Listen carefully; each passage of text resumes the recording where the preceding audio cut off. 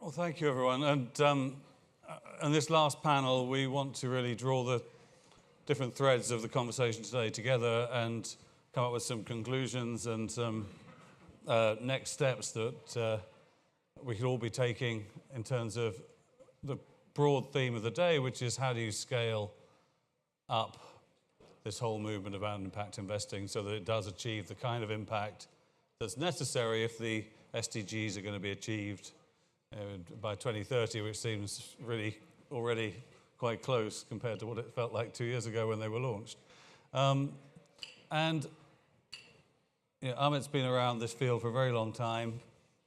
You're literally in your first day in the job, Kito, and I want to start with you. I mean, as you looked at this job and this challenge of scaling impact investing, I mean, how much harder is it than the peace process in the Middle East? Oh, well, ask me in a couple of years' time. I mean, peace process was really easy. You can see that. There's peace breaking out everywhere. It's, job done, time to move on to something else. The reason, I think, for making the move, I mean, before I did the work with the peace process, I was with McKinsey for almost 30 years, and it was 7 years in India and 15 years in Dubai in the Middle East. And that showed me the opportunity that you can have by trying to move intellectual capital around the world. I think that was one of the big challenges at that time.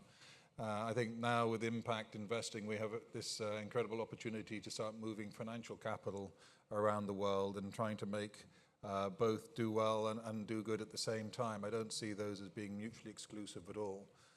So sort of for me, the final chapter was really trying to find a way to have real impact in the world as opposed to trying to find ways of doing impact investing. And I do think that this is one of the most powerful ways that we can actually address some of the fundamental issues that my children and my grandchildren will face. I don't know what else we can do or what else I can do to help them. And Arif, I mean, he for many years didn't like the phrase impact investing. I remember him telling me that. What's changed that's made that now something that Abraaj is making a business unit and putting you in charge of? I don't like the word impact investing either, personally. And I'm not particularly interested in nomenclature. I think that GIIN has done a great job about trying to define some things that I think are very important about impact investing. And I think intentionality is crucial. I think measurability and transparency to make sure that we're kept honest and we're not just sort of greenwashing. We're just relabeling something else. I think that's very important. I think the opportunity with Abraaj is to stop talking and start working. I think it's, to me, what is needed. The SDGs have presented an incredible framework. People say it's either $2 trillion a year in emerging markets or bigger. It doesn't really matter. The amount of money that's required into those emerging markets, for anybody who's been to Africa, been to South Asia, it's clearly unlimited. And so the SDGs represent a great framework, a flagpole around which I think the world can mobilize, and they are mobilizing. I think we know where the path is. We just have to walk down it. And it's the time to actually do it. And then other people can then rename it afterwards. I mean, I think it was Shakespeare said, a rose by any other name would smell just as sweet. I just want to make sure that we smell sweet, and you guys can figure out what you want to name it. I do take your point. I just want one more question before I go across to Amit. But is there something that you're going to be doing differently because you have impact investment as the label compared to what Abraaj has done traditionally, which has been really investing in the rise of the middle class across large parts of the developing world? Good question. The answer is yes. To begin with, there's part of the discussion that was had here was that I think Abraaj has always felt that it's invested with impact. Now it is putting intentionality to the forefront, and it wants to invest for impact. But that only gets you so far because intentions can lead to many places. Not all of them are necessarily good. I think what really does matter is that you have transparency about what you do, that if you are going to have a double bottom line, just like you have accountants who keep you honest on your financial bottom line, you need to have independent outsiders who are qualified, who have access to what you're doing, you are clear about what your performance measures are, and actually keep you honest to that. I think that's part of what Bill Gates and the Bill and Melinda Gates legacy is to the development world, is to measure it, and I think that that's going to be central to what we try to do. So Amit, this is presumably music to your ears, is it, hearing this endorsement of intentionality and measurement? Yeah, I think it's really important, and I think it's also reflects just a firm like Abraaj with a wealth of experience, in what they call these global growth markets, brings so much sophistication to this space, and I think really speaks to a huge opportunity we have to engage a much broader set of investors in impact investing. And I do think that we are seeing a very big shift in terms of the appetite and interest among non-impact investors to become impact investors. And I think the real challenge for us as a community is to figure out how do we channel that into the market in a way that really is additive, that has a strong impact, but also brings a lot of rigor and capital to things that do need them. And so I think this is an exciting time, but it's also a complicated time for the market.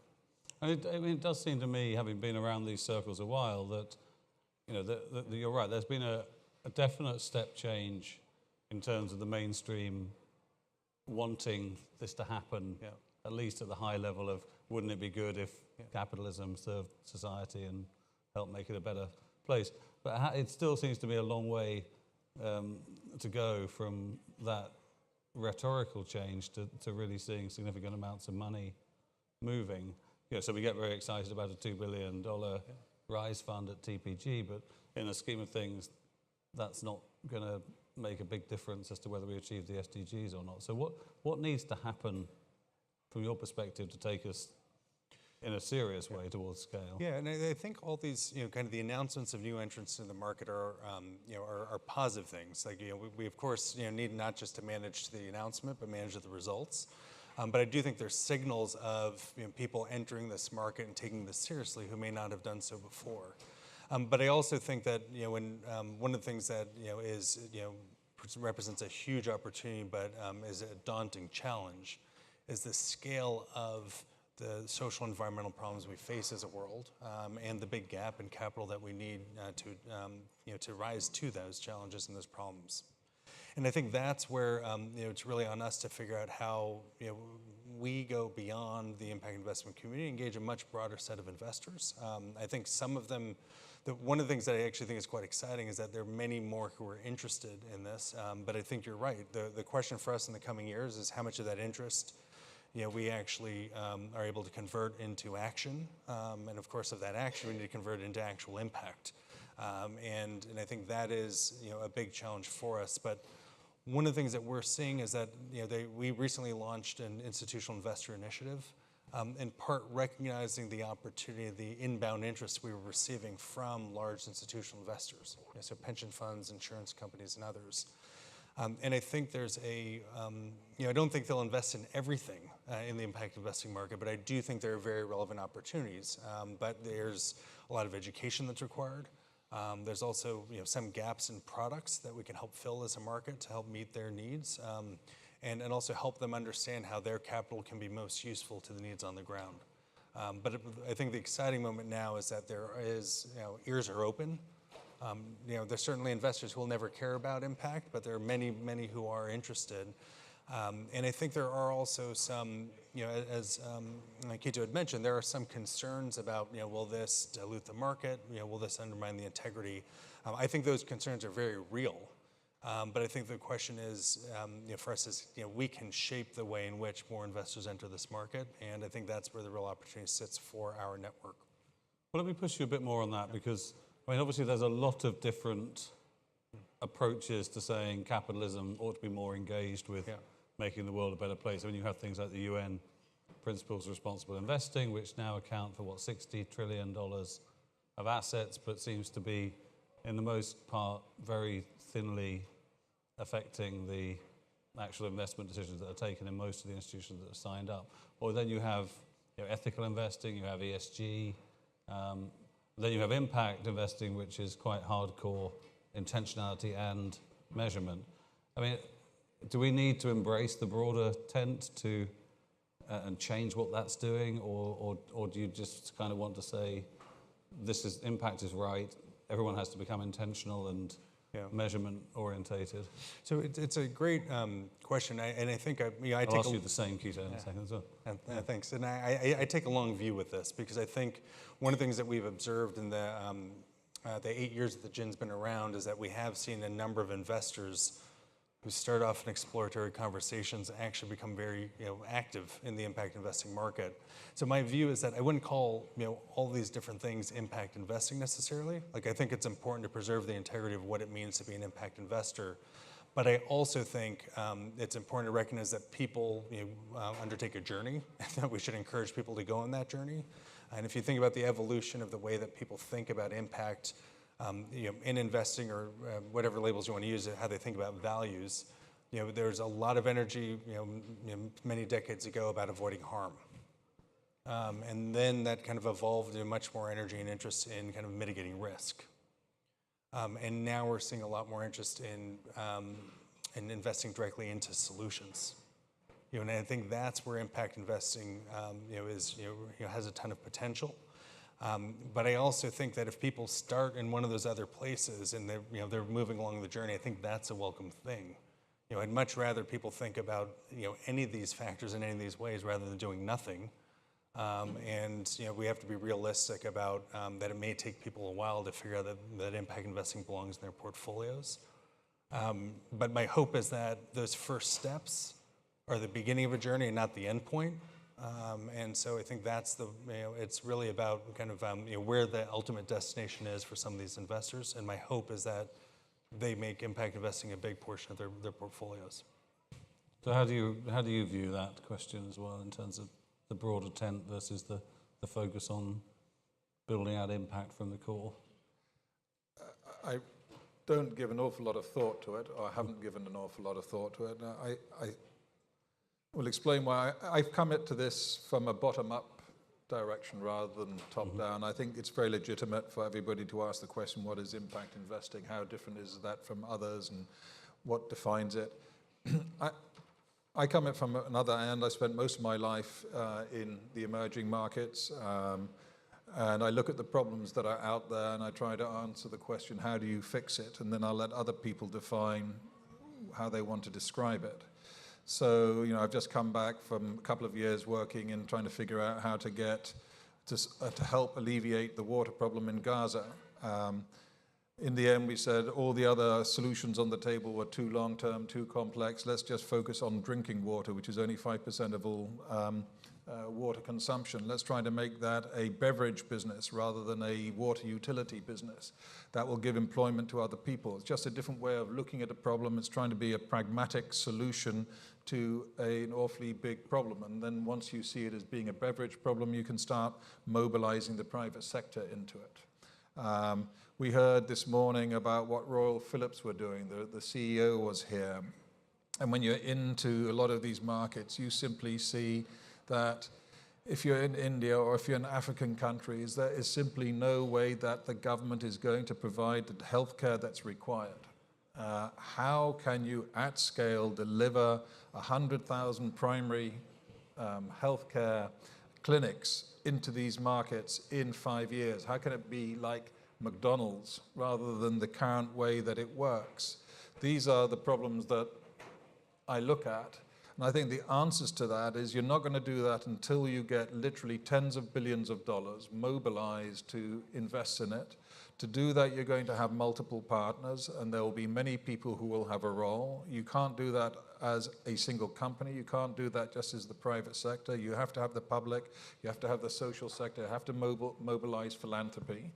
So from a bottom-up process, where I come from, and I think one of the reasons why they've asked me the one thing I don't have in my track record is investment. Many other things are in it. It is simply because you're going to have to start to build bridges and links with many different types of players across all sectors. And that maybe in the end is what impact investing is about. But I just want to find ways of trying to solve some of the more complicated, pernicious problems that we have.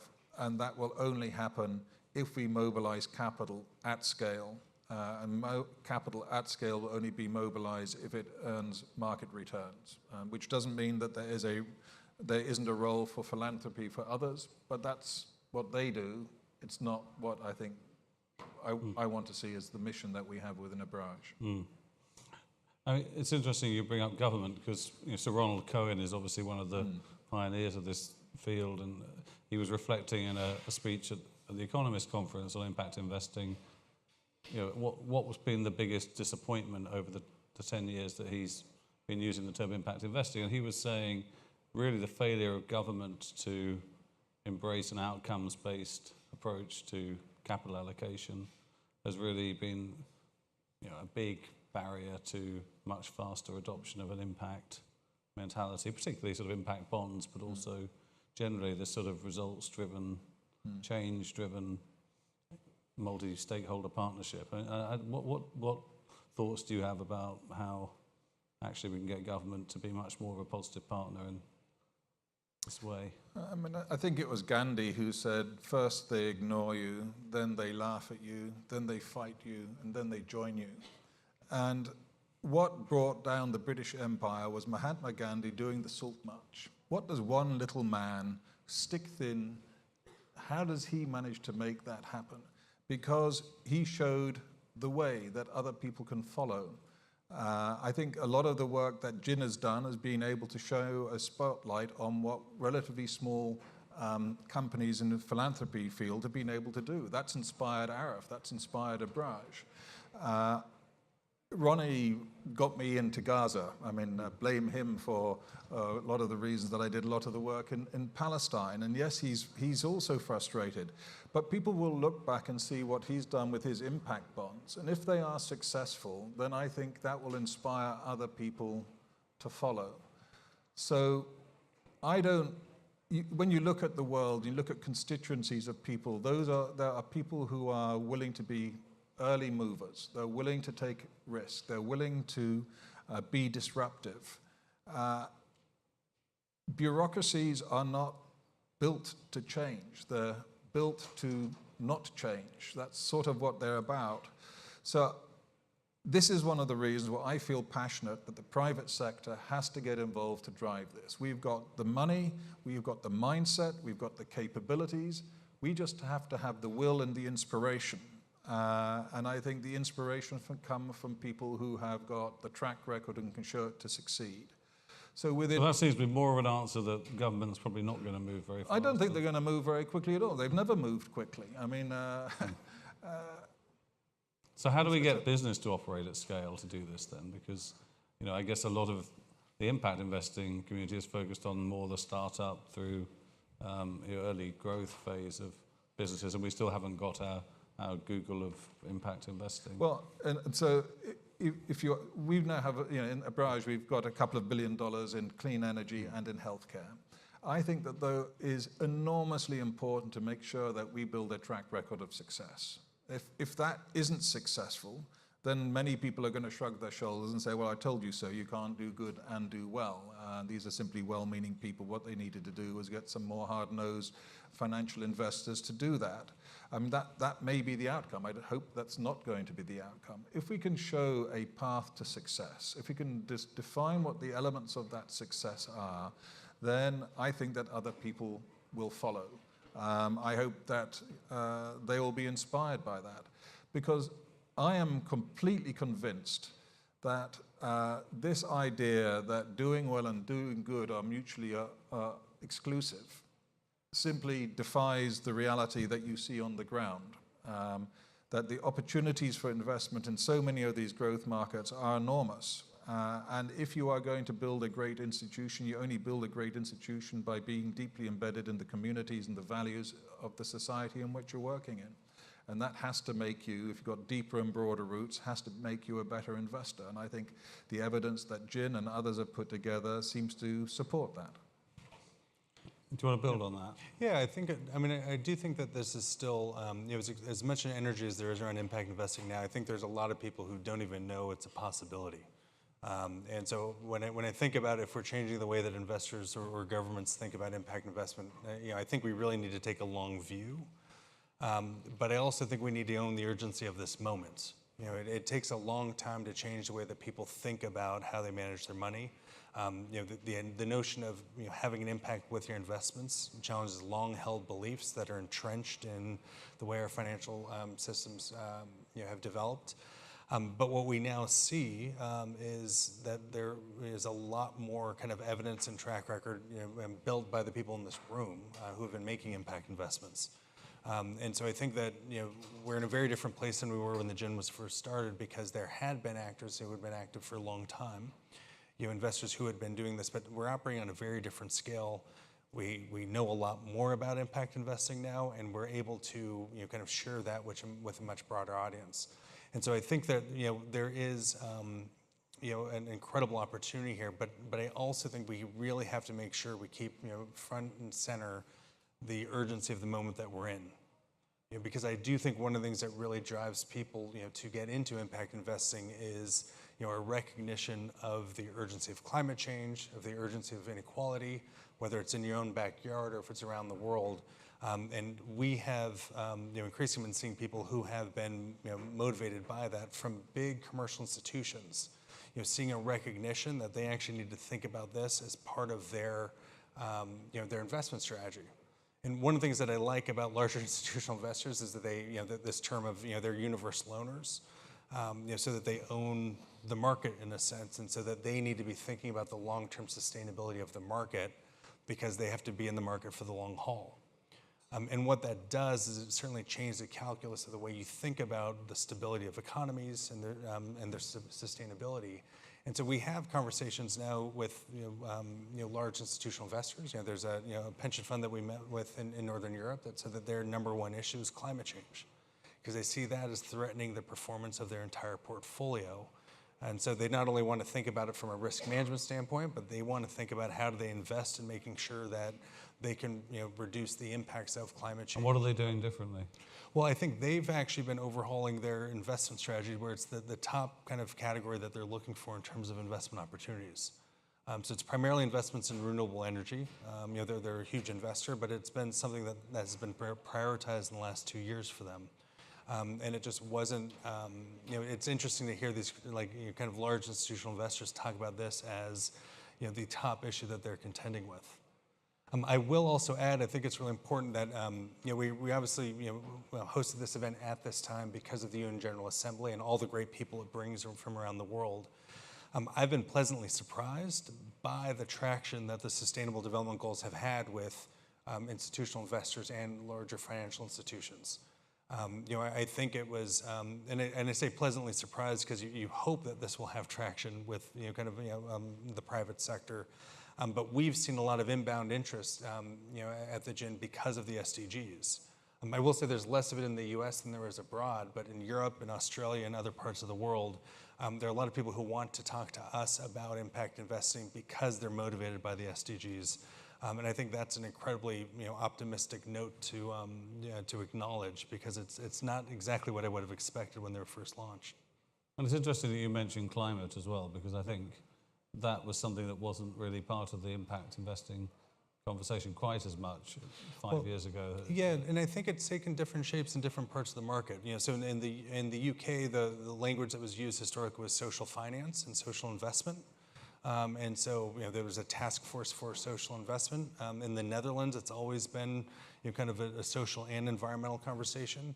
And in the U.S., we've had a long legacy of community investing that's actually influenced much of the development of the impact investing sector here.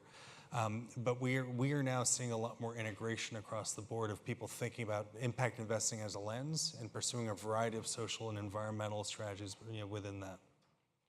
Where do you see the biggest opportunities in terms of the next 5 years and where you're going to deploy your money?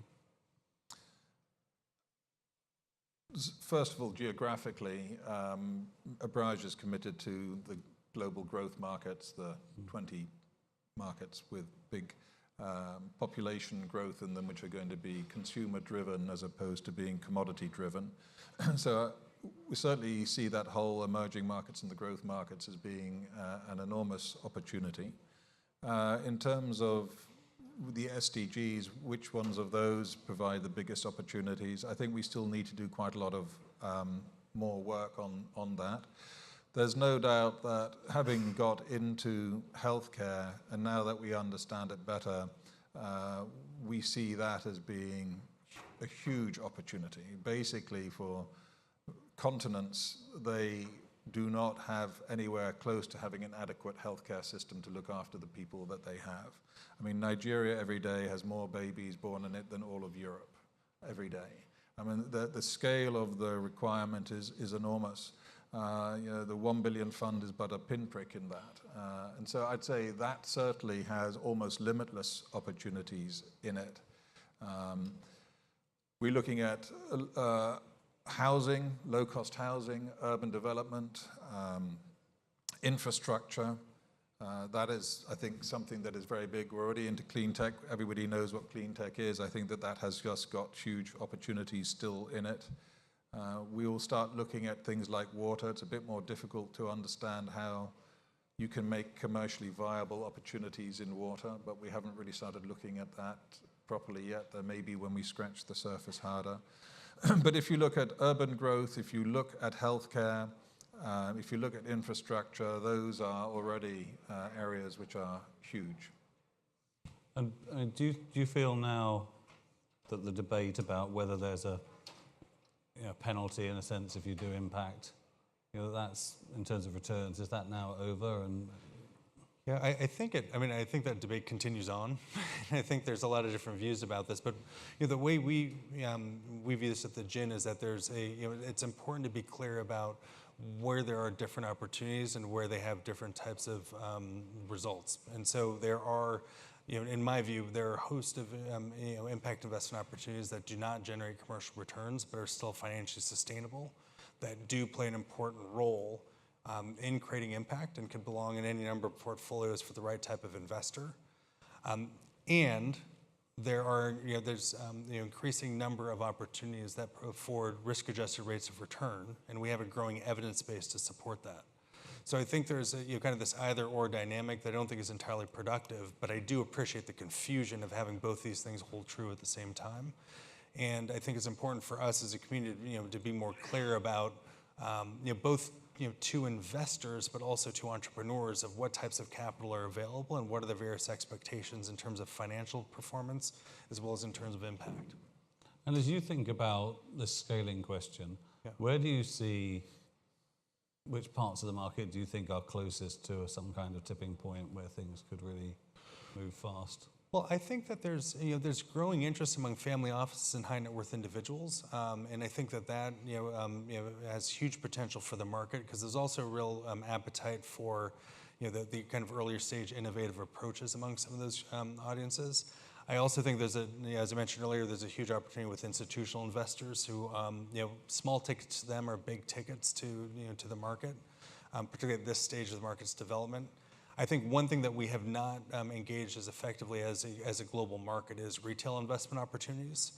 There's a lot of reasons for that in terms of the complexity of developing product and regulations and other things that stand in the way. But I do think that at a very personal level, people presented with opportunities to put their money to work for the issues that they care about is an incredibly powerful force that we have yet to tap into fully.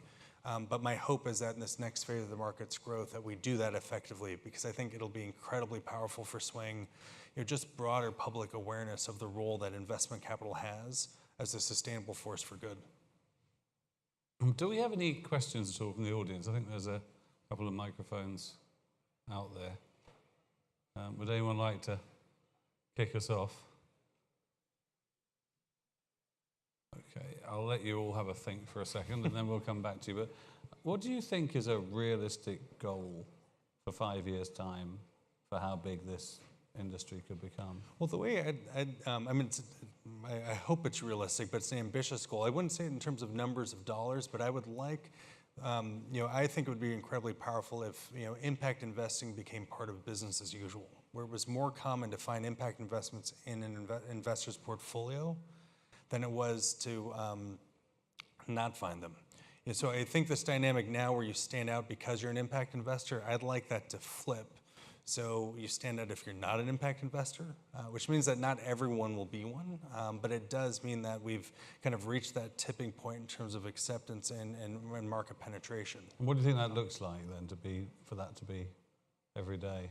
Well, I think we've got a lot of work to do, but I think we've got a huge opportunity. I mean, I really think it's important for, and one of the shifts that we're making at the GIIN is that I think in the early years, we were really focused on bringing together the community of impact investors, as evidenced by all the, the members we have in the room who've come here from around the world.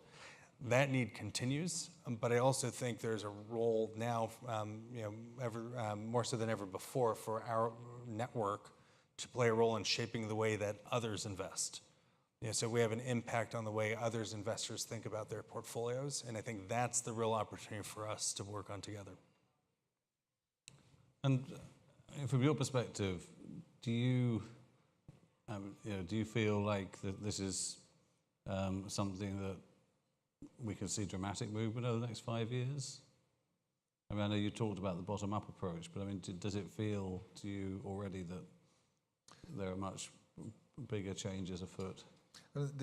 My impression from today, and also from some of the discussions I've had before, is the analogy is a soccer team. It felt to me, though, over the last 5 or 6 years, it was a bit like kids playing soccer in a school ground.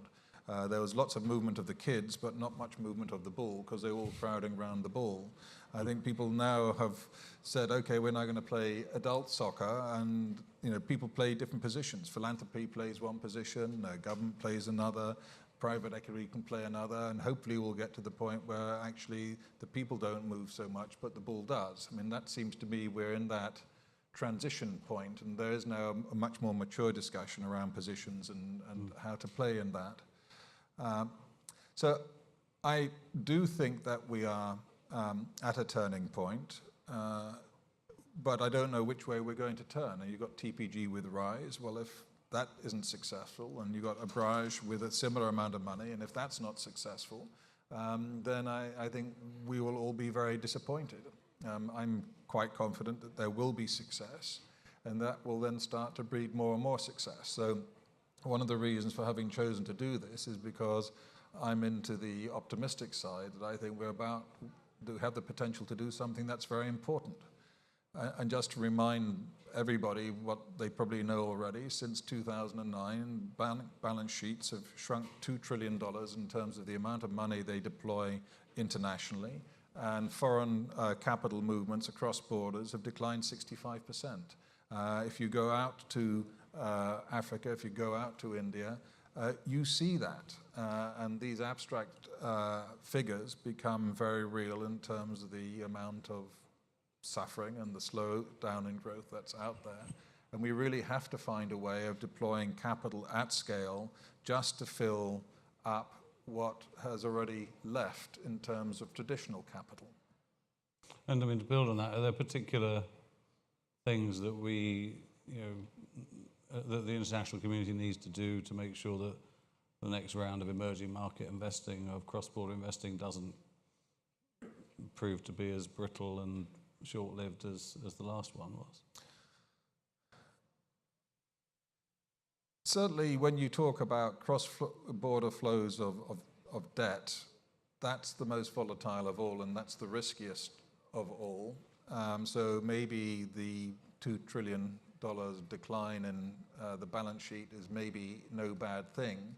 I think the speed of it was probably questionable. And there's no question that equity is much longer term. I mean, I think there's a debate that we haven't yet had in our discussion, which is about the tenor of investment. So even private equity, as with the 5 to 7 year cycle, when you're talking about what's really needed, you're talking about 10 to 20 year money. How do you move to create that long-term money? But it is certainly clear that private equity money and equity in general is much more stable and builds a stronger economic foundation in countries. So, and are you seeing a movement in the sovereign funds and so forth that encourages you? No, not really. Again, I think we have to realize that most capital is conservative. and most capital still isn't really even moving into emerging markets. So if it's not moving into emerging markets in general, and I just sit there, shake my heads and said, yes, this is one of the, how can you possibly not want to invest in emerging markets? We've seen all the data about perceptions of risk and reward. So if they're not going to be already investing in emerging markets, then why would they invest in impact, which seems even more exotic if you're sitting in certain parts of the world. But we don't have to worry about what the majority of people are doing. If what the UN says is true, is that SDGs require $2 trillion a year of capital to go into emerging markets alone. If that is correct, then over a 10-year period, you've got $200 trillion. I'm happy to settle for 1%. I'm happy to settle for 10 basis points. I mean, these are, do I believe that there's at least 1% of investor capital out there that's willing to deploy into good vehicles that do impact investing? The answer is yes, but we're so far away from that 1%. I want to go full speed ahead and see to prove the case. And of course, it needs to be a lot more than 1% to achieve. It needs to be much more than 1%. Yeah. What do you see as the biggest obstacle? I think there's, I mean, I do think there's this conceptual barrier, right, of just people, kind of not, figuring out how to challenge this, the norms around the purpose of money is to make as much money as possible, and then the purpose of, when you think about impact, it's just about giving money away. But we're actually seeing a lot of movement on that front, and I was thinking a little bit about the comment that Kito made about the soccer game, and to try to repurpose that analogy. I think one of the things that we have ahead of us is, actually, kind of, teaching the world that we're playing a different game. That what we're now doing is not thinking about just risk and return and then, impact with philanthropy, but actually thinking about how we have an integrated view of risk, return, and impact. And I feel like the academic or the economist out there, the finance expert who pulls that off of figuring out that new theory that integrates those three is, that's someone who I think will earn a Nobel Prize, because I think they'll really show us a different way of thinking about the world and the role that investment capital has in providing more sustainable markets. And I do think that this is also something that's very much in line with just kind of a long-term view. And I know, Matthew, you've talked a lot about just kind of long-term investing and long-term management. I think that's I think if you are thinking about the long term, it's impossible to not think about impact. Because you have to think about the sustainability of markets and the sustainability of the planet to facilitate economies to continue to grow and thrive. So I think that integrated view is really what we're marching towards. I think I want to build on that. You asked the question, what's the most complicated thing? I grew up in the days of Margaret Thatcher and Milton Friedman, where a lot of that was about separation between the private sector and the public sector and privatization. I think that the challenge that we have now is how do we find a way of breaking down a lot of the silos that exist? We've got everybody working in their own lane, and what we know is that no one individual group is going to be able to deliver what's needed. So one of my examples for that was I've been quite exercised over the last year about what are we going to do to help rebuild after the Arab Spring. And everybody said, well, we need a Marshall Plan. Gone are the days when one country, the USA, could simply say, we're going to go off and rebuild Europe, and then 10 years later, $100 billion in today's money later, it happened. No one country is big enough. The closest to doing that at the moment is China with One Belt, One Road. But who is going to rebuild after the Arab Spring? Who's going to bring healthcare to Africa? Who's going to build the schooling system that's needed in India? The answer is no single government, not the governments of the countries that exist, not the UN, not the World Bank. Only if we find a way of working collectively. And I think that working collectively and building the sort of sinews of relationships between the different interest groups is the way that we're going to have to do. And that's going to take a lot of work. We're going to have to sit in lots of very boring meetings in dark rooms with people that we don't naturally deal with, and that's going to make us feel uncomfortable. Paula, you had a question.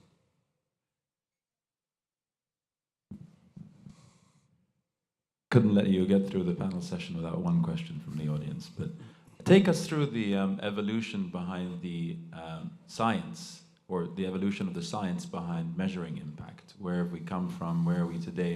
And most importantly, where do you think we're going? Sure.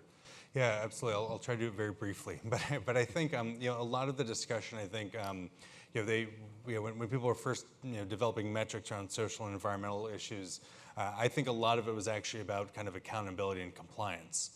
So as people responding to, corporations largely responding to pressure from stakeholders to demonstrate what they were doing in their supply chain and through their corporate operations, so disclosures of greenhouse gas emissions and other elements. And I think that there's a whole wealth of tools and products that have become developed with that lens.